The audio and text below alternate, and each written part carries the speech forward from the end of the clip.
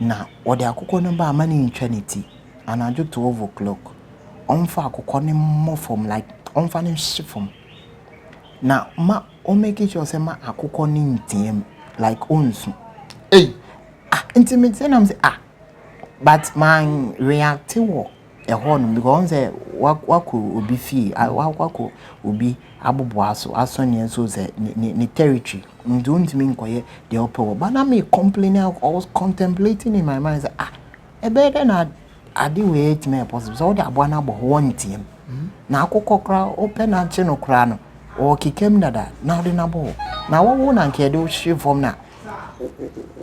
ye kata wa no kra ntika wonye action bi ma obi hu say oh brain what kind of wickedness is that?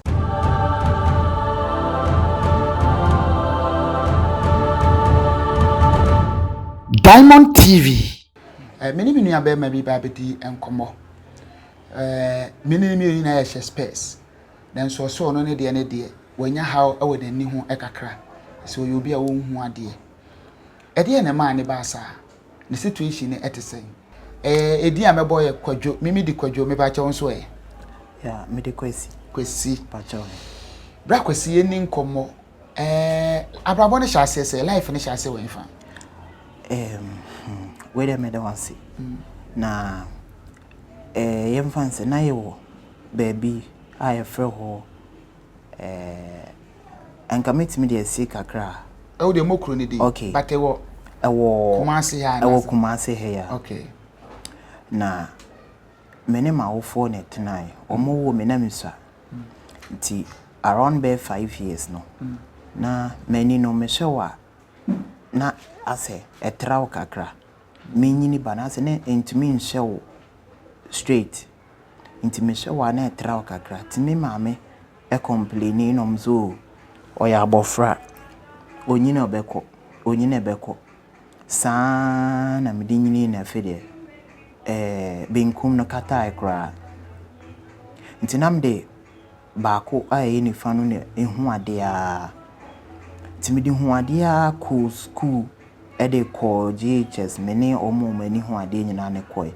me do form 2 akakakra ma me kotro exams no ena mani nifa no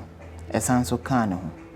tom de meeting ya na ekopi mo agogo hospital asema mo kan ne se cataract abeto mani ne so nti ombe pesen ko mbi ba mu yi nso a ebetimi nso dia ahame before then nso ye ko hospital bi that was G Emma omoya akura kitua bi operation that was 7 years Emma mistakenly akura no efe mo hwere ne nkwanti na mesuru nti me ka tell me ma miss operation pa that time they na wani ni nya wo ya na efe na epese eko if as efe ne pese ifra kura Satan no once medical ka jo say left one in the a frantem but na me de ba ko penny hu ade which is the right eye and I'm the hu ade a call school a ko do JHS 2 denti am ebusa sa na mpese mu ni enti a e ma hu no say o ma yo bi operation mo no de one survival no na che say mani ni hu na de okay I say Satan hu ne kakra pasha enti mimi hu oba ni de no 7 years girl na nani na pop up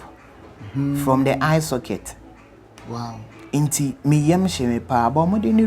do hospital theater na nche na doctor no beka say akura no efim inti mi suroi ana me ka cha me ma me so operation ne de menyi bim inti mi de mani ne satna hwa na nifa no so ekọ ekra je ekọ isa na still me imagine say me mama be mu me koso akọ school timi ko school ewo ekopon omo school bi wo hono school of the blind yes me ko hwa kodu mi vie and am san so towards ko SHS ewo ekopon krom ho na omo SHS school bi wo hono and am sa ko nti dear adedia bedu ni makwawie as he say no akase me ko college ebese me ko training college na me be kirade nti say the turning to my trawie nyame adom so me pass out kama akase me fill forms menya training college my guso a me guso a me ye ho adwuma ti me hwɛ sɛ rade bɛyɛ maduma on bebie kwan na admission bɛba na ɛsɛ ma pick na gye me go school. Wow. Wow. Because me mpɛsɛ me burden for the family mpɛsɛ me so ye bibi kakra obi anso benya me so mfa so ade a ɛda makoma so pa. We are brilliant, pal. Kakra rade adom. Okay. Wow. Rade boa me mamiti so boa me kakra. Because me starting school P1 ewo ekropon omu jampe me ko P3 nti me fa mu saa ene se me dia ba bedu ha nti erade kakra o de me ko. Wow. Oye den timi ye niema oye den timi ehwe wo because ye be one na leading had the be fie ni ai unse asimbi atowa erade tumi ma ho nyansama odi bo bra ntimi eduru baabi no me hu ne se me nyammo amfi nipa ho nkusida ena obi anso ntena me nkyɛn nkusida nti ɛwɔ se me ankasa me hwɛ kwan a mefa so a mebɔ me bra eduru baabi na me obi a me pa sorry pa but sometimes se me nua no ma ankɔ asɔre a na gye se me nso menye de me nko because me timi de hyɛ mo se me ankasa me tu anamɔ akɔ asɔre ti eduru baabi no metimi twa kwam ekɔ asɔre na me omo amanfo hu me ma me no ma na omo kasa omo complain onso ba no ha no ntino ode abegu me so sa de ntina me nam na me mo bi nso me na me nko me pese me kɔ me ye me niema me kyire mu bia ma me ne ntia se ba na me hu ne se nya ne for because e de na amanfo si criticizing na ha na ha adwen me smile ma adwen se me ma me papa ni me nuanom omo ntina me nkyɛn kosida ti o se me fam na me so me ye niema on my own nti me ye ba ko mienu miensa me ye no akasa me mfie no me ye no akasa me mfie eduru ba bi onu ahu se fe me twam koba me koba ko mienu miensa more than 5 times no onu ahu se ade no de obeka bia me nti me timi koba de a enye hwe efe enyumere sorry nyina na me kɔ bibia nti eno no ete kodai timi de sem trim sa ade bia phone ho asem ya ye ken ya na me ma me nuanom ye ma me sometimes na I said de bia na said oh haneka grad me yesi mesua no mama we ache aha mi aha ete say aha mi an say ete say na me de ato me trim na ade no so me de no so phone me koto de kasa ni bi nti ano so tumi boa me ma metimi nema bi ho metimi ye on my own wana akoto madam fu bi na oto che me asisi no kura no me pese nka me nya touch ni bi smartphone ni bi aha se na bia no de be easy ama me suam na me hunu mu a nema business nkitu bi ho online business bi ho metimi aye ene some nema bi a metimi aye on say we are in a global world ntino we are in economy now so we upgrade me nya metimi e de aye nema bebre e de asua de ne ade especially me say me person go school you say on say e be ma a project work ana bibisa wo say the phone no na e search ni nyina your phone so ade ti me nya na me hunu mu ntemani manim ya na e be bo me pa ma college na me kono metimi e de akomanim because laptops nyina metimi type ye wo kasa ya twingu so a ye timi de type a e be ka kire bibia e be ma the feedback na watimi use na de aye adwuma yes yenhwe esha simfiti ase no at what age ana o be feel say unya problem when ni tema na wo school certain wedding fees chese menini ankasa de mi swaketwa na bez envanze 5 years mu hoba no na ni nyina ehu ade but se na make say me hwe wa na etra wo kakra enhwe straight inti na me feel me more frase mu na na yes and me nim say maybe your man pay more attention to me situation because me ma can no say osa me nyina abeko nto man she dan pay attention until say ba ko no call ya ka ba ko oh aha ti bia nkomo yi bibi fa wan ka cataract ebi kwa nkomo tumi ji but because of say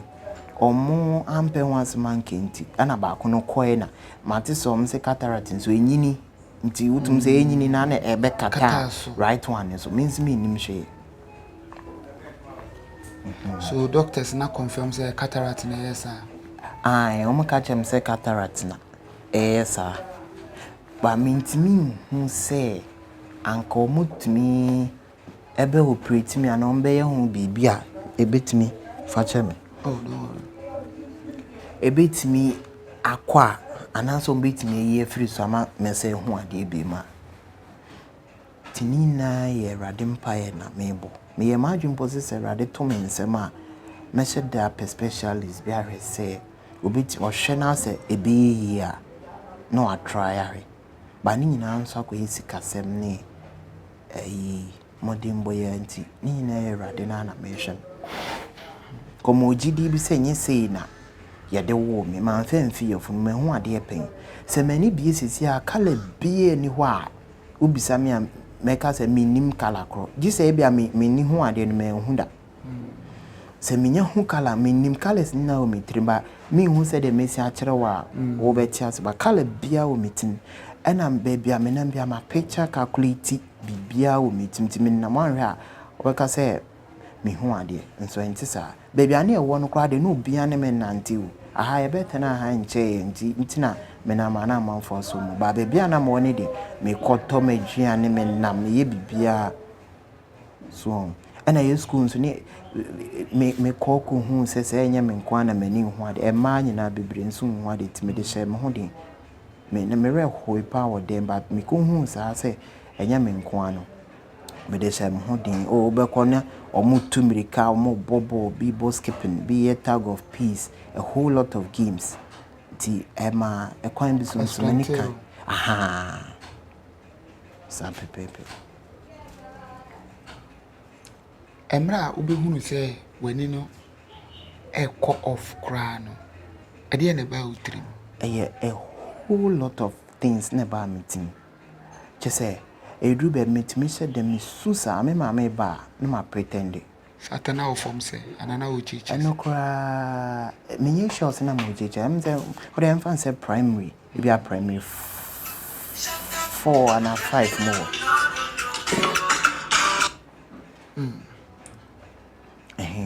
nti ehonum na me hu an ma pretend me ma me ba no okope na ma start isu me suwa etumi ba ma dwumi mpem bebre se anka me end life no a enke no ano no but in shranka nyankopon se ba me mfa ma adwen e ma sa ade now person ka end nanka ha anka me se me man yetiti ama me nka me twa so kra like me end my life no so what point na sa ha but e ba me timun so a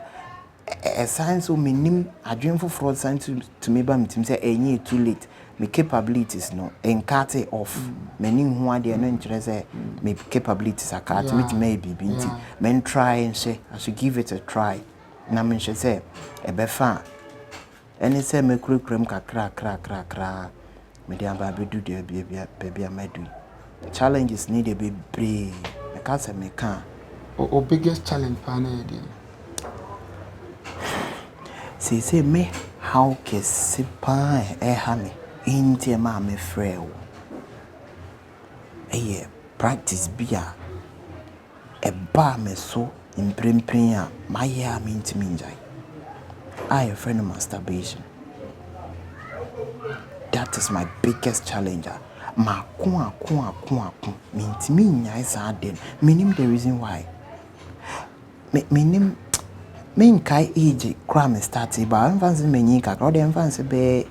17 to 18 years so the infants are coming shedan kai inti a check is how old are you for now more 29 okay everyone say April moon na menya 30 years 30 of April na hamiama start here no na minim de bae na fi ma start so me be manim but before then so now say eya na enwumre me pese kam gina sa de we so de tu nkrofo pa eya na enwumre onso mo yes am program bi aware for program ti ana me TV ena nsem wa a mo keka ka no ase ema akono bi so be yede ebiwura me inti obi ani me nchen a menni obi a menene be yes ade na mennim me start say me yes ade no na me ka se bi ja e fe de ase na ade ne be ye me de nti na me ya fe me hu se amanfo ka ho ase me nye ebe ha be yo se no a me hu se de bi e wo se me ja na fe me ja ya na ye din ma zedi mitimi bia empire be na me moye asofo bibro a me catchro mo bo empire ma me still eye me se eko ubun se ma adwen bi firi se eye me se eko so bu hu ana ade na ba abese me so dindin de se me nye ya me honto me just my me yi so say my regret say me ma je meet me bia me ye na me bompa ye pajo still bu hwana masa kwakoye se say dia no ne ade e di me nye hamia e say opanyi se me yi me be ma chiro wa rebel aye kiti sa akola me so me obi anka mpese anka me ho basa say makofa oba we ni me jano na adwaman ne mpena gbe me mpesa me obi amani kun erade ho yi pa but sa di we ntama me hu se na me sisum Nyankopon afa sinke mitimi jaye ne erade bi kwan ma me nyo oba bi ware no kra anka me de nyame ase because duru be me yese nka me ware ananka sa de no to ayde etwa nanka me nye me ho basa but baby ni me nchen ana me nso ade na ba be ase menim se chronic ha me ma bom paya ye be mountains ni na makoho mountains be still what to call mountains serious yeah the all pamoni enyaya uni hu kwan se wo de menya brio asamna menya mountains over 2000 or so whatever steps me fro ya manwe hu da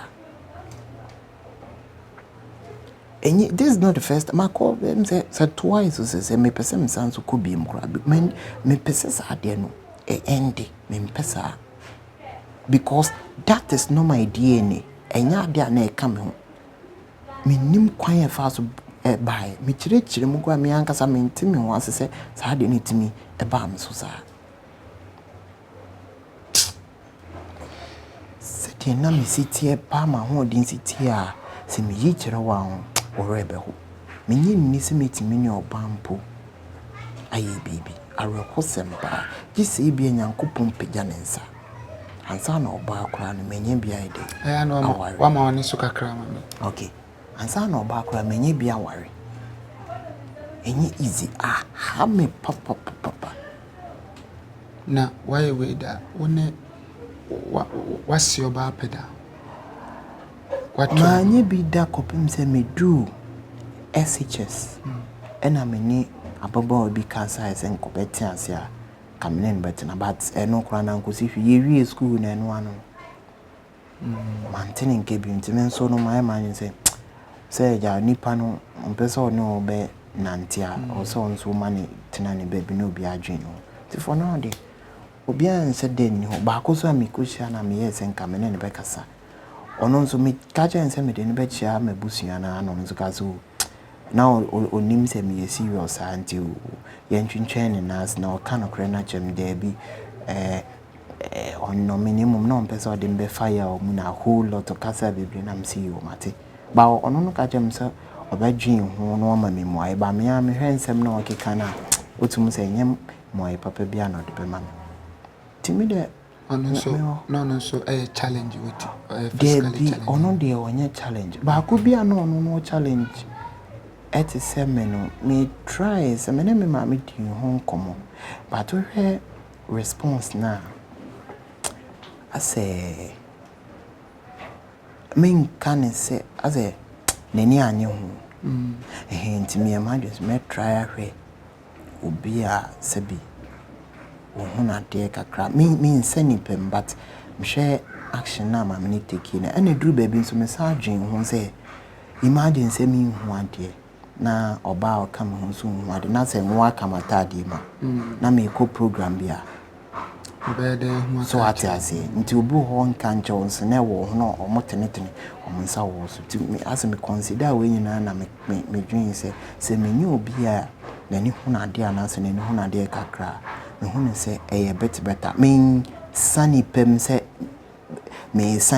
ohu ade nti ne hu hia se me ko I understand but say what me to accept perfectly and that's right. Okay. To me, make us no cry. Okay. Because we now we a challenge. Somebody taking care of. Minimum more challenge or more worry there.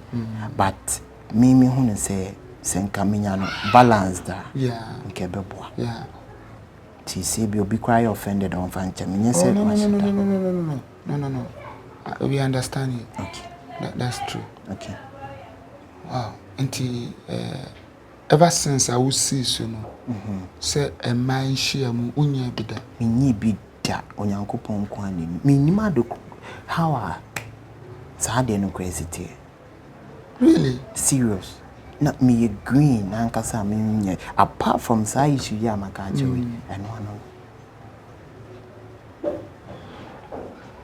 Answer na masturbation we say no. Say na age ni si bae na etese e sha say with the our resem na wo hwe TV so na eno ana de ne bae me hu say eno so kan ho but as me ankasa no me say dem to me explain how e sha say see ndo me hu yan say me susu yes but ma me kai makai asem baako time ana mani hu na de no many madam for be ayan wakasa de ka okay many madam for be ko practice say adibe e fe no homosexuality but as a no ma anya nche enemy jai ha me refi kwade ase no kwade e man say enkora brima sem kora sa time no na mani ni hu ade no wani ni hu ade ai ene wo ya na at the tender age younger age let me see him I mean can say younger age intini bi wa mean say dan timi ma actual age no ache me refi kora me sure say ni ban kora me ne yes ankwa on kai me sure so be kai na me kwa sorry pa na nso na me yes ade ba as en mu jana ntemti amma ma dwum kora me nwe ho say me yes ani mani bi kopim say sa di we by we ni ade ha me pa me wiase nyina eduru be me ase me kwa sorry na me hu ne say o practice me kono me ye ne ase me kwa sorry kwa ase me ha me hu me nso me do nyankopon a me pese me to sorry mu ba kokora ba ade we nti ni bi si me heaven kwan just me nim ne me nyibim se radi to me eye madum na me firi mu kora no a na se eneme bi ho no amfa ma me kra ha me dey heaven and for anon kasa eneme bi ho no amfa ma me bibia ye hwe se wonsa me pese obeka ntina ma so so okay se sekan twa wonsa se o rade o ma sekan twa me se kuro ewu pa nanka meti ye me ya nkokora anka mepe afobonso sa wonsa no wu a na wutini dwa o pa to se he meti ohun se bebia ya aha bebia ya ntifo anon kasa sorry yeah me sorry pa yeah me wojide se me ko me dance me kire how adini si etete mefa na wo ke bibi say na age ni city openyi say start your uni control ase just obi na control say ye just we me yam ho hwenyi just my ye ansa na me hu say my okay ana we nya yewie nso a ehunu bi firi he be obenu hu de wode obe pacha obe kasa nya okura na wo yesa nso bo hu an esa ba owe fi kura se wona na wo pacha won enyi izo ma prep eno kan bi na ma me be ma ni nyina ese tese e bia we kura be kese mbu enyi izo o measurement na ya e bi kura no be kese e bia e be kese issue na no odin ba na me kasa nya agudie kura edu wonim se na obi ani me ya na me ye ne secret no obi anim eduru bem na mu say there be ade we serious me papa hu e bo me one day bi ma na e call me hu yi pa ntina me se megai bon anu masako ye eduru bem me papa film no so obi anim bi obi anim ntime ye ya na me se there be ade we there be ha me free me nua be ma ba ko na me ka kire nsa ade we na woni ma de chronos woni ma de chro na me se ha me o me ka kire me ma me nua no nyina ya aware with this. Oh, do baby come the call radio station this so me ko kan but I say e moano me hu e mo papa bia e firi mu ye de e bai me nya ko kan we na no anu o do be mama na phone bi kra frɛ me e wo na say ni say I say na ha me kakra say as a man for atete sa issues no nya de ba me nya mo papa bia e do baby kwa me ma me ye se nko beto e do bia ma me nke be ma ho de nsem na ide e peda kakra so ate so o edro no kwado ko to wi ba me nya adwin bi se ade ni hu ja ye no se me nya edro bi kra se me de support wa enkosi hwe e wo si me jai sa de na nsa kra na me pe edro bi ama ide ma pe enya oba bi ne ne tena nsa na madwin edro bi hu se me mfa mafa. That's right. Me jin hu yi pas ade we me nya ye na me ko fa edro no ko ye na me ye na me nya ye no na edro na me pese me trese so se me nya settlement bi ni obi ne ne tena ansa na madwin se me fa edro na se me ko hospital ma ye hu bibia ma ye ntimi me edro no me ma me wa complain sa na ma edro no nyu so fine ba na me ni mbota ye ntia me nyu so edro no ba bia na mkora me ni see it's a homosexual ni na ko yo amendwin hu bi mkora but sad di we no and it a very dangerous papa homosexual na o kan mo ye ni say hwan na ye oba na hwan na ye ba ma etoda me ye ni bi toda bi so no si ye mi bi aha sa na ko ye se satende na usua na o be 5 years na mi sa na ejino kra me kai mpo na mi sa ba na me nse den sa because nka me nkai aha na me nyini kaka so we more than 5 years I'm fancy more than 5 years. Intina me ye ni bi no no so na o ye mi bi. But na ya me tayen or no more. Na mo GHS and I say o me sure say na mo GHS. I'm say primary level. Say me high meaning kind fancy primary level. Okay. Wow. Semo. So anti Ediben biem na assign how ye pa ever since obey challenging physically. Yeah, aside that need there. Me hu baby mpa me fanfa mpo biem. On say the woman nyina no na maka acho no. Ade ba ko ne say on say sometimes u po bia ma na ya ade amawa. Na wonya ya papa hwese me nko ameti na menua akọ adwuma me ma menum so bi eni ho na eka me nko aduane se mu kura no ebeye den uni scan sometimes we scan kura na on say you have to save some also ye aduane anka odi bisi but because we say wontimi nye nti no we kwa akototo sa nche na scan asa only my greatest worry pan is na nka pese me worrying them na me won't because menim say me ma menim ebusu no montena me nchen kosida nti me eja me ba wo me nchen a wo ye me a me dia nti oso me mu kakra obetime de mai akwa around ade me chi wo me wiase ne say me kwa akogina kwa ho asirese ade ma me bie ma me si me twasa ade no kura mimi mo me pese se kura me amensi me yibi mo obi it adjine damitrim ni different cry se me kwa kogina me ferry cry o chama de amaji ba se me nanti aba wonje abaji bibin tin. So how do you get money? Inti yana me pesen ka me wontema na nka me ni me nyame ma kola bia kakakra ka metimi ni na aye maybe business nkakra krebi adwen idea ni de wo ho anka metimi de make money ba how to start up with no and only problem. Now besam say how do I get money? Say me nye ejuma. I say me say me student me we school in che. We school ya me. Omo mu wie na nsen is it 2012 20 or is it 2021 me school in chair you and chair kura on say any results nearby no more can once him a omuntia bineka omo aha ye so why for say omo machine bia e dey and dey ni nwa aha ye ni sa group ne nansen group ye omo we aha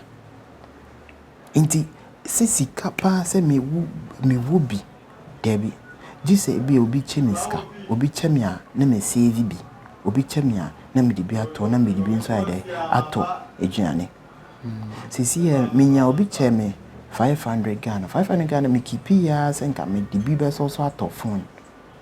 sa touch na me kan sa smartphone but because of say minya baby infid baby intine ahokire nti me di ni kakra na me di bi school tua me forms on say me see me co college nti me forms me di bi ko tua na eno ano no scanner sa nti for now party me ni hwehwehwo on say na wo ka say kwan e be fa so a e be call we no kra na meet me akoba lorry fare kra no e be yishi so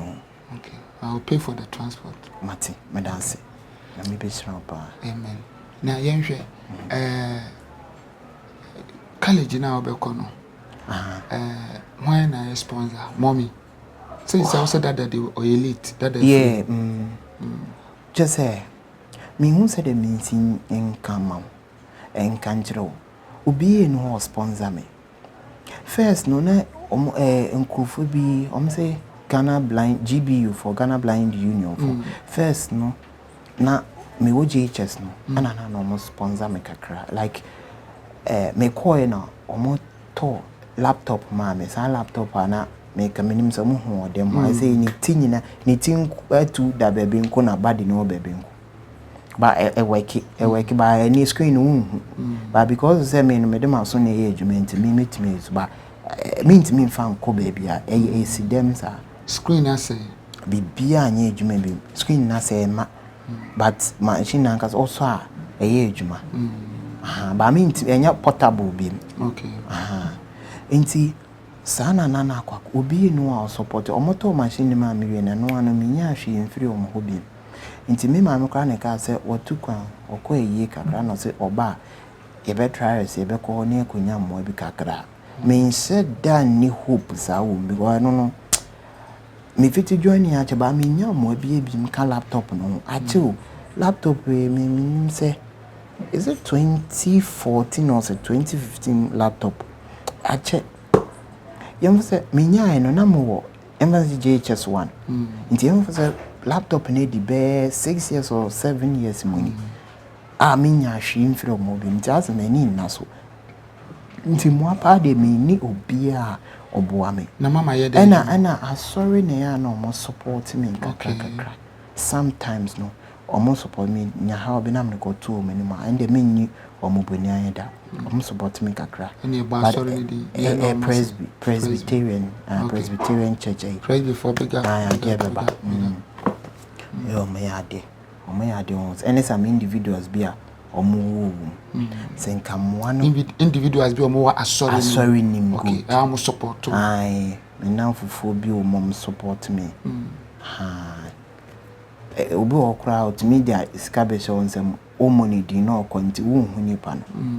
ana onye obi anso na o ma obi bi opese o kana omoni di nti o be contem kranti ana mintimi mu be me kaze me body yan wan sha be mistake I understand apart from that ni there me ni bia me tim dia ideas ndem mo pia mpese me pese e ba ideas and but first of all see a person ko training college training college in Sudan it is a free senior high school you need to pay I know the government yes freshers need enkamuntua but I don't know pass so how do you intend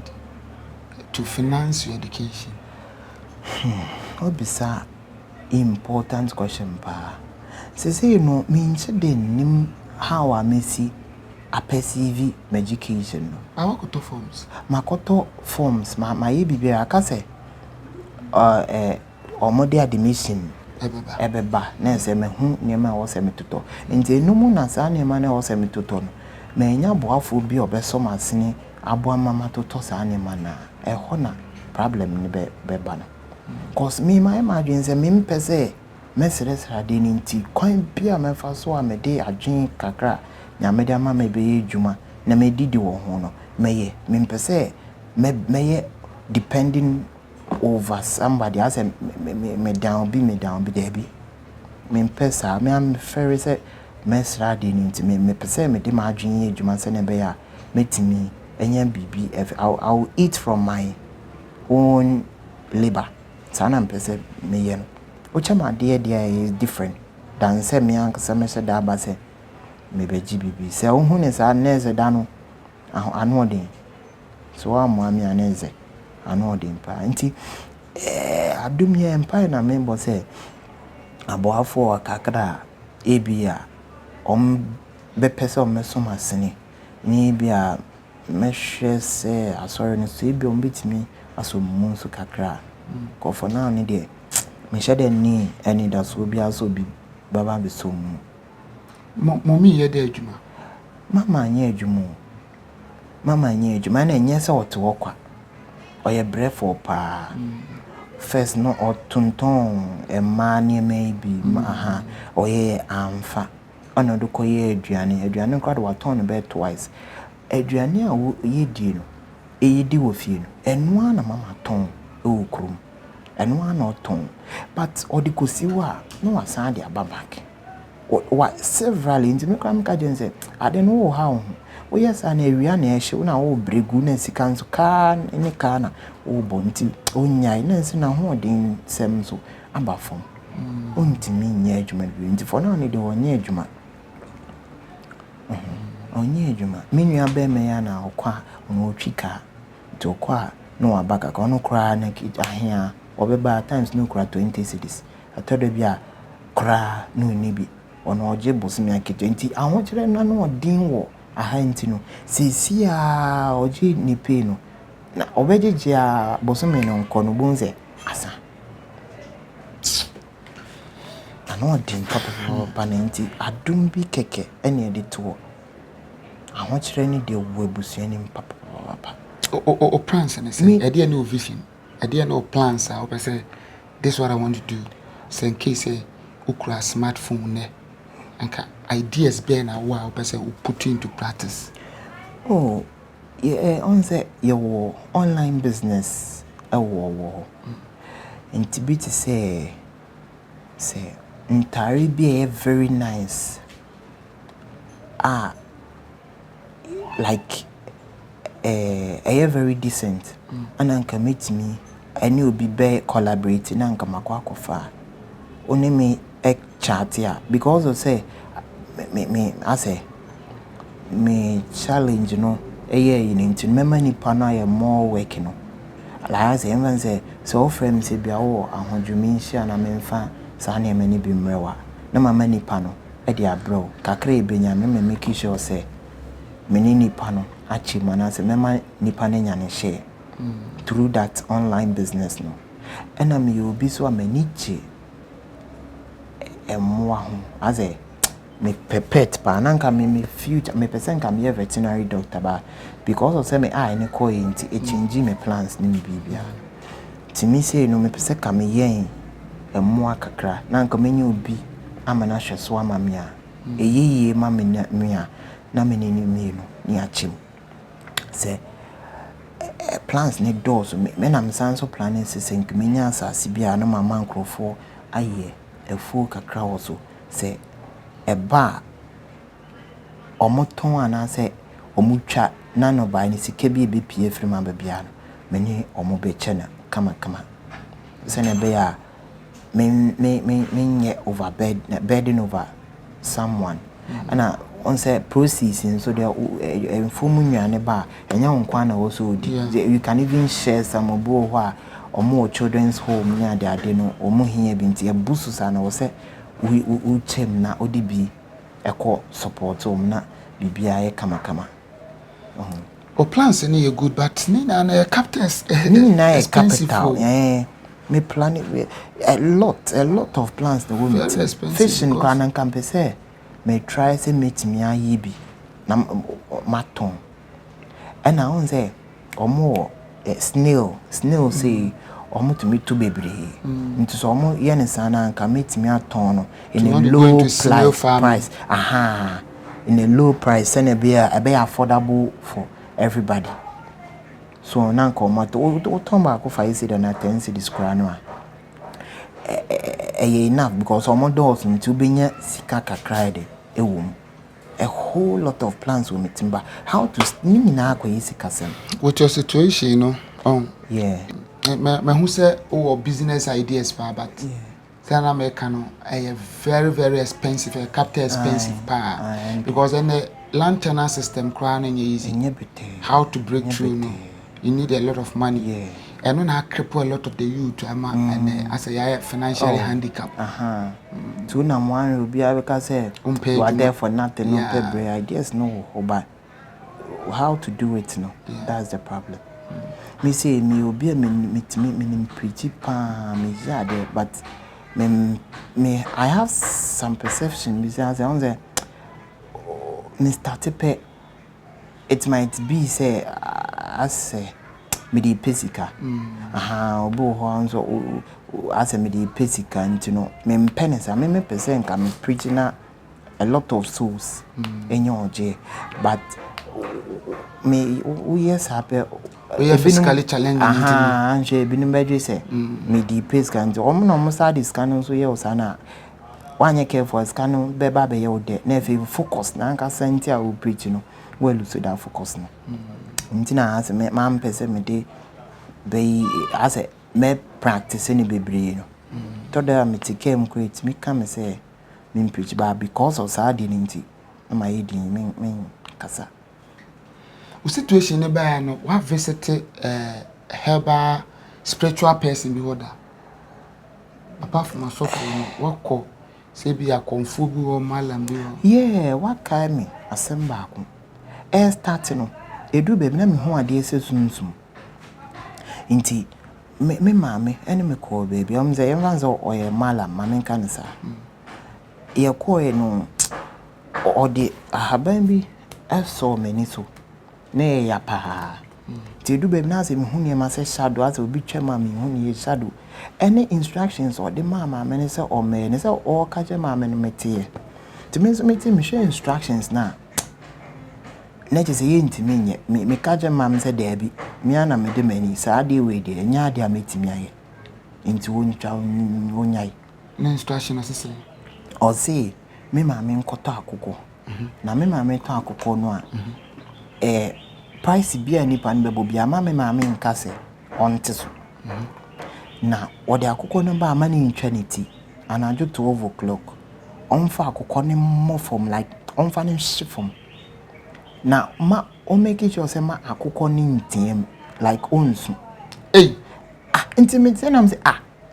but man react wo ehon because say wako obi fi wako obi aboboaso asonye so say ni territory don't mean koye the opo but na me complaining I was contemplating in my mind say e better na ade we it me possible so the abona bo one team na akoko kra open na che no kra no o kikem dada na de na bo na wo na nke de shi form na ye kata wa no kra ntika wonye action bi ma obi hu say oh brain what kind of wickedness is that and I'm so key say me na me de me wonti ye free ho no na me ka che mam say me na me de mani asem na papa ne kan nya de ame asem ma me ka so na wonye na obend na am so mema bibia awe enkosi bebia won hu bi da say akokwa ye de na bo ho a wantiem how it's not possible nti just say onyi neni nti ma yang dream hokora bim ene call so for back bi o ye very known pa me person answer na be cause of no na ehwe akokọ na mo fa kwan boni bi so like mo fa wo kwan so nye kwan boni wo kwan so de akunu no ene na how anase wa anya gidie say mo ye kora wani ni betimi ai me amesha sa practice na nkasa o person o fast wa me hu ni say nkosi hwe emfa ana mzanzu hu ni say ontimi nye ba opese ofa kwan bia so bibia yankasa ye ntimi nye se na be obegina so aka say ebia ya anye ni ye ye ma aboa ni sun ye yense ntimi am hu say nkosi hwe brilliant ana mo course of music I ne course of me so ebia me bodin a o broni ben so Kumasi o yusu oyo ye bi o Kumasi Kumasi ana me mpese me bodin amani di ebia mbobro no nkra manfo be hu okay ni enko o tell yusu oyo na bi me buy ono so kire makwa kire me fa oyo no o kire me de me fa oyo ni nye me de ye ya ankosi hwe no so fire dem o say me fa ngunsu nso hye de na me fa mani no embutu clean water na mfa mani ni mutum me ye ya ma oyo ni na san ankosi hwe na me say nso hye ni gu nsuo ma me de on say wo hidi nsuo no ma na warm na de oil na gum yes na me de mani no atum me ye ni nyina ma oyo ne san ina oyo no san akoda wani sukura na oyo ne de seja me poje ntino ade bia o mbeka se ye bia na me hu ni se ebebo amema me hu ade bia na me that's the ignorance aspect na ewo ho se me ni meja ba ko no na se me yes smart edoji amanye ba we ni de na me hu ni se eja we software ntino e bi betimi a but ankosi hwe apart from that one ko baby yeah apart from that ni de minko baby bim na mo ko na so malam no se di enti no se betwa akokọ yes ade just ono anka sanka ade potinti a ye mani no anase mi ade potinti mi twa ebeboa me eno ane so o kire sa akwanche ono fa fikire o baby kote abamba ya ode gusu ye mi ya sa ankosi hwe it's over and baby me ni pena konti sometimes I am say minim pass nyame nkrofo around pound bebo ba say me na me nchia o me na me nsusika sem ofom senka mani ba ko pe hu na de opanyi me mfa on say me nante form over miles akohu nyame ni pa no because minim say bibi pepe betime pi but say me ni ani say minyiska kwa na obi ena oso so me nsade meko nti no ne problem kasabi kachina me chini kanyansem keto se muska kra na me fa me se eja otina kem na obisa so obisa fo nyira kwan timetimi akọ basi kansem so ho ya de de be fa ka kra onya sometimes de obedi kra onya obeda akọ utimi tie so fo obutum se wa ankasa ho ka kire se okọ ho a nyame bitimi afane so haje ba obeda no akọ. What I can say is enini de Nyankopon de to me at the ama doctors and so and inti anomuso yeah to me say if it indeed say cataract in that's why I think say in medical attention okay yeah in doctor so bet me I medical work no now we say how they dey free ho but with regards to the masturbation and I knew say she has suffer papa say Prophet Williams Agovidia minim say dey ebeko okay but for cataract ne dey and dey hia sikasem okay and no mini hu ahoden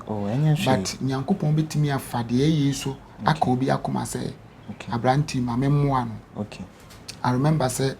abranti bi 9 pro obi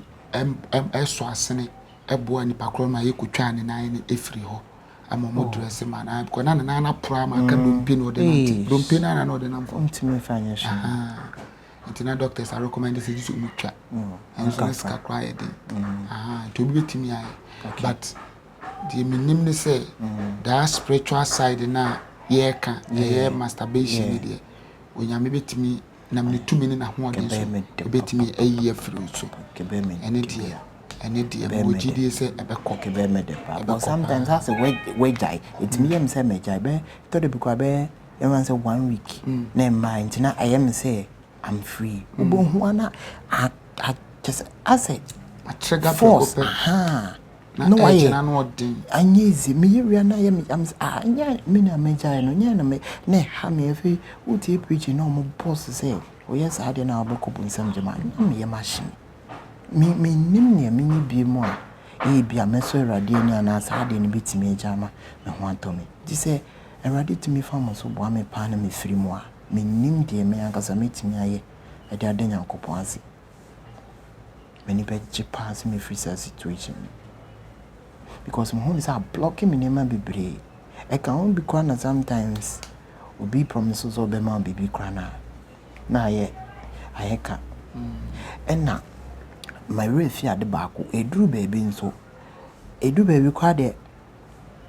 me sonda ya no bi ni ma baby e bi no abeda aha sa de nso start by no giant terms minim say and one no ansa na sa de we ba before say masturbation be no obi me so da na me ho obi ni ma be bibi nti obedwe sa de ne real met me ni no na me ho nyina ai basa nti me sho say me ni chese me amenti ase say spiritual marriage say the me ni adekure ha me no kura ne say naturally no nipa bia wa atenka ai atenka de naturally ba at least from teens who na ne say and a edge and yes so strong to extend say both just okopo bi na ne da nti akoba ne say o situation no a confine you into sometimes you are pushed to do certain things even not within your will but once no akwa because atenka de yin na yin atenka but ye hye ho so enti na sabio yin ayaware mpo no ebisa ebo adwama so ati ase kono ko yirunka sa edge ne baba ka so be kɔ ne yire so paro ko hu obi foforo ana no ho akɔno na be hye ne mu no de akɔ akodi na chi eti memblemu beble ne mom de mesra ne se ahohyɛso de ye ni tumi bi break it ade no ahohyɛso Nyankopɔn de ye pema se ye nhye ye ho so nti ya na betimi ahye ye ho so hunhun bia no betimi abo mo ahye wo ho so da nti try so betimi ahye wo ho so na yegusu toto ne ma me wogidie se nyame ya adom na wotimi ekɔ tertiary wia na wonya adwuma ya nya be oba aware nya oba aware emo aba mu wo benya oba aware ebi kura tertiary ho ana aboka koshia wodofo bi because oni made kakra oni made to boka koshia oba bi bo say attaching heart person do so betimi no abobra me hear madam be interview on so your blind sir but one of the best teachers are enya de keto ashanti region here kwa an interview me clean hotel those days I was joy na mo multimedia ntime kwa an interview de my joy news enti de metimi aka chon say amo abamu mu ya gidi das ne hunu say Nyankopon ho na fire mpai bon so enye wo situation nti na wo de mpai bo na mu say Nyankopon say no boy say me som no o som no kurem nti mu ani nyi Nyankopon ne som no ne som ne ye na ono so be hye wani monyam say wani mpo anteda wonyame na onim se wani anteda no wani ne nte no owo kon ba fa so bi pagya wa ye o kese pa enipa beba wona ase yes afobonse na wona obo afoforo amen there's this guy be I feel no or say blessings otonyum or you blind but then otonyum I touch ni pa akoma makodwetwe ne nyuma metie me de bom paye ne nyum ka akoma hwe impact awanya wo me so me hu it one on one da but when you impact wo me so through the music I mean shirano sa na wo so sinyame wa dom na obe teacher ni a wo so wade kire mu no obenya impact wo nipa bebre abrabom through you know be abaye master of hwan obi abaye hwan sa because I love to teach pa yes you some situation on say me dance pa medical da wano ase dance pa on say na wo ka say me ebia efa no aware ne ho na wo ka say nyame nyamadoma menya obi na me ne no ware no say very important but some me catch you say there may na no dear. It's not a problem. That one is not a problem. Me try one, but it's not a problem. I don't want you go there again. Okay. Say nyame ya dom na say wo jai. Say wo masturbate na. Afi no one no maduro na restore one more den. Okay. And you know bebre ho a I hope say ekuro ma ho. Ekuro ba be man. Me but sometimes because of this sa nyema na me yente toda na me ti pains kaka especially say me yes I didn't reap na me ti pains. Ai edru baby kwa no I say debi me jun so go this mona me ma me complaining as so blood oh tutum say I don't know I shame so acha pa was say me stopping in tentem nyesa behadwin bekoko fansem bebraba. You see, you are masturbating your energy, your power, your finances. The masturbation the hardwin. Nya kura I was simple mode. Hardwin. Giants a hardwin pa. With this condition, you know, Chelsea saying Yankopons would do ne pa bebre na wo mu into obonefo no obefa kwan bi so a so obesai sa ne pa no. Nti man kwan. Okay. Mate. But I see bebre. Nsmeda wase pa. Ya mompae. Father Lord Jesus meda wase. Amen. Say many nua be men abenya nkita hodie. Mesra say yankita hodie echi. My testimony emfiri mumra wo Yesu Kristo din mu. Amen. Yankita hodie echiri ma mwa emfiri mumra wo Yesu Kristo din mu. Amen. Yankita hodie echiri ma anije ni odo emfiri mumra wo Yesu Kristo din mu. Amen. Meda wase. Me jan ni pedua na krasha unsa. Amen. Me gini fi otamfo ne nsam de ne hye wo Jesus Christ unsa. Amen. Me ju fi osefo na fidie mu de ne hye wo Jesus Christ unsa. Erade una wotumi ewa awia ensuo ene kani power bia tumi bia una wotumi wo so. Amen. Where I say a light bia una wotumi wo so, the sun, the wind, all the energies, entities ni na una wotumi ewo so. Say entity bi apagya ne home ne so ewo so a. Say entity bi asori wo so a. Enam so onu Nyankopon ne wotumi wo sa entities ni na so nti. Jesus. Ewurade enye wo mfuru omo nsam ewo Yesu Kristo de. No man na bambo nya kese wo kra ne oni padua so. Ewo Yesu dim ne ebo mpaye. Amen. Amen. Nyankopon shira pa. On shira.